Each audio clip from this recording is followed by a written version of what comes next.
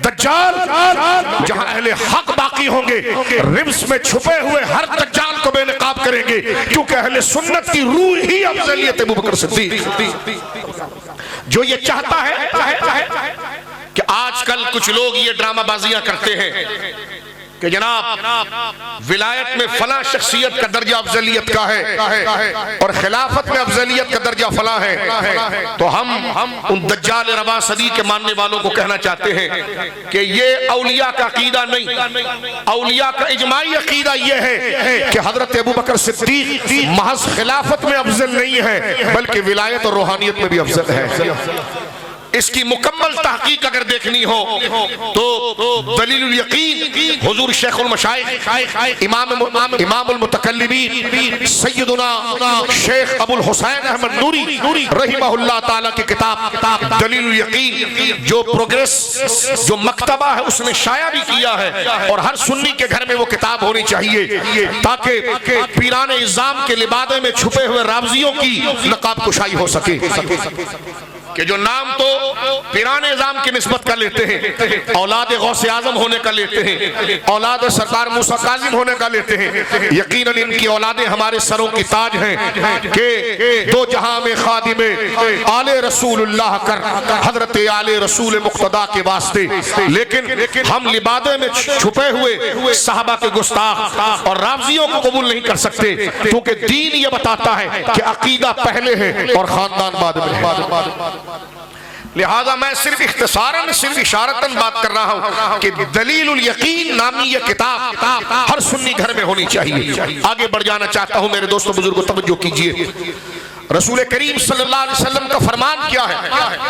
बुखारी शरीफ में मौजूद है, अहले बैत के अजीम फर्द हजरत अब्बास इब्न अब्दुल मुत्तलिब रज़ियल्लाहु अन्हुमा सरकार के चचा जान के शहजादे हजरत अब्दुल्लाह इब्न अब्बास अहले बैत में से हैं। इरशाद फरमाते हैं कि जिस वक्त सरकार दो आलम ने दुनिया से पर्दा फरमाया, उससे पहले चंद दिन पहले जाहिरन तकाज़ा बशरी के एतबार से आप पर बुखार और बज़ाहिर मर्ज़े वफात की कैफियत तारी रही, जिसको हदीस की इस्तिलाह में मर्जुल मौत के साथ ताबीर किया गया है।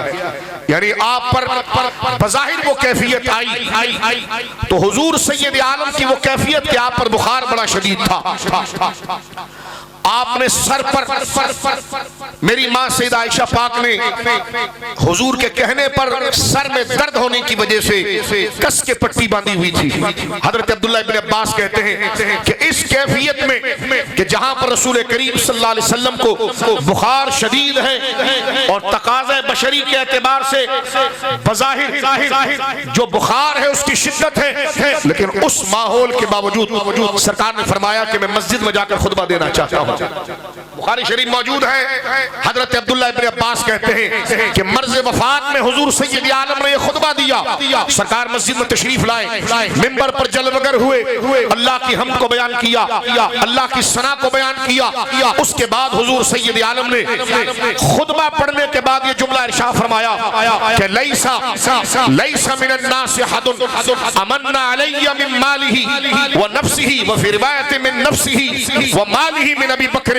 फरमाया मेरे सहाबा में, मेरी उम्मत में कोई मेरा ऐसा गुलाम नहीं जिसने अपनी जान और अपने माल के जरिए मुझ पर सबसे बड़ा एहसान किया हो, मगर अगर कोई है तो वो अबू बकर सिद्दीक है।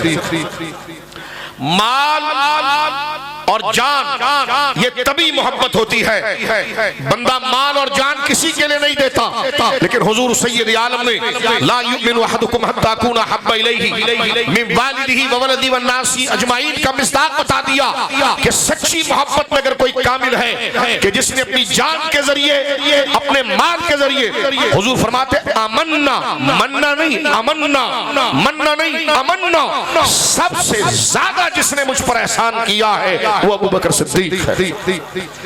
आगे हुजूर शाह फरमा रहे हैं कि अबू बकर के इस एहसान पर और इस सरफरोशी पर और इस मकाम फिदवियत पर इतनी कुर्बानी पर कि उसने जान और माल में अमन्ना अलैया मुझ मुस्तफा पर सबसे बड़ा एहसान किया, सबसे ज्यादा एहसान किया। तो हुजूर फरमाते हैं कि फिर मेरा दिल ये चाहता है कि मैं अबू बकर को अपना खलील बनाऊं। फरमाया लौ कुन्तु मुत्तखिज़न फी उम्मती खलीला, अगर मैं उम्मत में किसी को अपना खलील बनाता, ला तखस्तु अबा बकर खलीला, तो मैं अबू बकर सिद्दीक को खलील बनाता। एक रिवायत में आता है वलाकिन साहिबकुम खलीलुर रहमान, लेकिन मेरे सहाबा सुन लो, तुम्हारे इस नबी मुकर्रम मुस्तफा करीम सल्लल्लाहु अलैहि वसल्लम का अगर कोई खलील है तो अल्लाह है। और एक हदीस में आता है वलाकिन खुल्लतुल इस्लाम, मैंने हजरत सैयदना अबू बकर सिद्दीक को, हुजूर फरमाते कि मैंने अबू बकर को अपना दीनी भाई बनाया है। खुल्लतुल इस्लाम, दीनी खलीलियत मैंने उसको दी है। अगर मैं किसी को अल्लाह के अलावा खलील बनाता तो अबू बकर को बनाता। अब इस हदीस के तहत उलमा ने दरिया बहा है कि ये क्या मकसद है। फरमा खलील मोहब्बत का वो ऊंचा दर्जा है कि उससे बड़ा कोई दर्जा नहीं। मुराद इसकी इमाम रब्बानी ने भी लिखी है मकतूबात मुक़द्दसा के अंदर, और ये बात इमाम नबवी ने लिखी। तवज्जो से सुनिए, बात को समेटता हूँ कि हजरत अबू बकर की विलायत कैसी है और रूहानियत कैसी है। जनाब रसूलुल्लाह ने फरमाया कि मैं अपनी उम्मत में अगर किसी को खलील बनाता, खलील अरबी जबान में उस दोस्त को कहते हैं जिसकी मोहब्बत मुंतहा पर हो और उसके आगे दोस्ती और मोहब्बत का कोई तसव्वुर बाकी ना रहे। सरकार ने फरमाया ये दर्जा तो मेरे दिल में मेरे अल्लाह का है। फरमाया ये दर्जा तो मेरे दिल में मेरे अल्लाह का है। मुहद्दिसीन कहते हैं कि खलील खुल्लत और खलीलियत ये वो सिफत है कि मुकम्मल दिल में कोई दूसरा न रहे, सिर्फ उसी जात की याद बस जाए। फरमाया इस दर्जे में तो मेरे दिल में मेरा रब है, लेकिन रब और बंदे के फर्क को सामने रखकर अगर समझा जाए तो हुजूर ये कहना चाहते हैं कि अगर मखलूक में किसी को दिल में ऐसा बसाना होता कि कोई और दिल में ना आए तो मैं अबू बकर को बसाता। ये वो दर्जा है। और इस इमाम रब्बानी ने जो इसके असल मग़ज़ को बयान किया, हाल में अभी इमाम जाफर सादिक रज़ी अल्लाह अन्हु, मेरे आका का यौम गुजरा, हुजूर मुर्शिदुना उस्ताजुना सैयदुना इमाम जाफर सादिक, आपका ये जुमला बड़ा मशहूर है कि मैं सैयदुना अबू बकर सिद्दीक से 2 दफा पैदा हुआ। इमाम रब्बानी इस जुमले को तसव्वुफ के रंग में खोलते हैं। एक तो माना इसका ये है कि हजरत इमाम जाफर सादिक की अम्मी जान सैयदा उम्मे फरवा ये हजरत अबू बकर सिद्दीक के नवासे कासिम की बेटी है। और एक ये है कि उनकी अम्मी जान अस्मा ये हजरत अबू बकर सिद्दीक के दूसरे बेटे अब्दुर्रहमान की बेटी है। हजरत अबू बकर सिद्दीक हजरत इमाम जाफर सादिक के 2 तरीके से नाना बनते हैं और हजरत मौला अली एक रिश्ते से दादा बनते हैं। लेकिन यहाँ पर रूहानियत का जो नुक्ता सरकार इमाम रब्बानी ने दिया, और मैं यहाँ पर अकल उनके ठिकाने लगाना चाहता हूँ। कहते जहाँ नक्शबंदी होते हैं ना तो वहाँ अफजलियत की बात होती है। मैंने कहा जहाँ सुन्नियत होती है वहाँ अफजलियत की बात होती है, और जहाँ खुली नंगी शियत होती है वहाँ इसके खिलाफ बात होती है। ये तुम किसी सिलसिले के साथ हम तुम्हारी जबानों को लगाम देना चाहते हैं। ये मसला कोई छोटे मसला नहीं है, ये अहले सुन्नत की शहरत का मसला है। जिस दज्जाल रवा सदी ने ये बात खिलाफत को तकसीम की है, उस जालिम ने छोटा से ब्लेड मारा है लेकिन शहरत पर मारा है। इसके बाद इत्तेफाक और इत्तेहाद, कादरियत, शेखियत, शेखुल इस्लाम, बनास्पति, इसका कोई तसव्वुर बाकी नहीं रहता। इसलिए कि अहले सुन्नत की बुनियाद ही अफजलियत अबू बकर सिद्दीक पर है। मेरे दोस्तों बुजुर्गों, एक ड्रामा मचाया। लोग मौला अली रज़ी अल्लाह ताला अन्हु को मन कुन तो मौला नहीं मानते। और दज्जाल तेरे को किसने कहा नहीं मानते? किसने तुझे कहा कि मौला अली को मन कुन तो मौला नहीं मानते?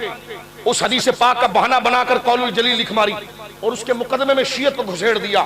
मैंने कहा इसी को मौला ने कहा था कलिमतु हक़्क़िन उरीदा बिहिल बातिल, बात तूने हक की है मतलब बुरा लिया है दज्जाल।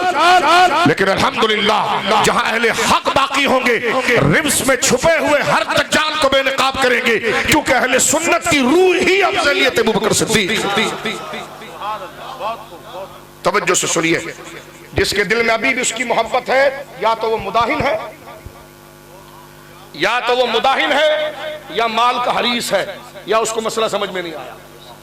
तीन हाल में से वो खाली नहीं है। लेकिन बिहम्दिल्लाह ताला बुजुर्गों के सदके न हम मुदाहिन है, न माल के हरीस है, न मसले से जाहिल है, मसला अहमियत का है। इसलिए डंके की चोट पर आवाज बुलंद करके कह रहे हैं, कहते शिद्दत। मैंने कहा इस मसले में अगर उस दज्जाल से कॉम्प्रोमाइज करे तो सुन्नियत बाकी नहीं रहती, सुन्नियत बाकी नहीं रहती। इस मसले को हजरत इमाम रब्बानी की तरफ मंसूब करना कि ये जहां नक्शबंदी होती है वो अफजलियत की बात करते हैं। मैंने सिर्फ एक वक़्तुस सन्नान दांत तोड़ने वाली बात की है कि मेरे आका हजरत सैयदना अबुल हुसैन अहमद नूरी ने जो किताब दलील यकीन लिखी है उसमें बता दिया कि ये सिर्फ नक्शबंदियत की बात नहीं है, ये हर सिलसिले की बात है। और नक्शबंदियत कोई इज्तिहादी मसला नहीं है, नक्शबंदियत शरीयत की नहर है और अकीदे का नाम है। यहाँ अकीदों में इख्तिलाफ नहीं होते और जहाँ अकीदे में इख्तिलाफ हो जाए वो सिलसिले नहीं होते।